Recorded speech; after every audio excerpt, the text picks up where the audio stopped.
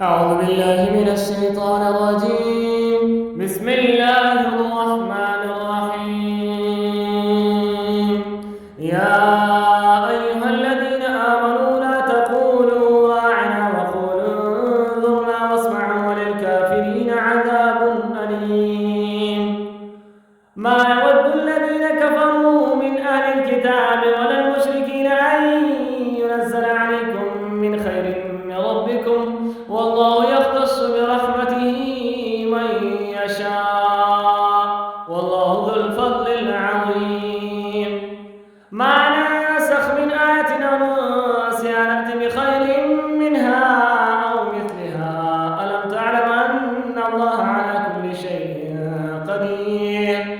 ألم تعلم أن الله له ملك السماوات والأرض وما لكم من دون الله من ولي ولا نصير؟ أم تريدون أن تسألوا رسولكم كما سئل موسى من قبل؟ ومن يتبدل الكفر بالإيمان فقد ضل سواء السبيل. ود كثير من أهل الكتاب لو يردونكم من بعد إيمانكم كفارا حسدا من عند أنفسهم من بعد ما تبين لهم الحق، فاعفوا واصفحوا حتى يأتي الله بأمره، إن الله على كل شيء قدير.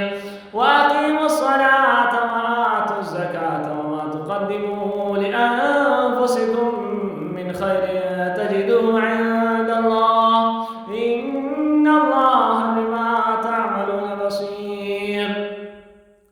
وقالوا لن يدخل الجنة إلا من كان هودا أو نصارى، تلك أمانيهم قل هاتوا برهانكم إن كنتم صادقين. بلى من أسلم وجهه لله ومحسن فله أجره عند ربه ولا خوف عليهم ولا هم يحزنون. صدق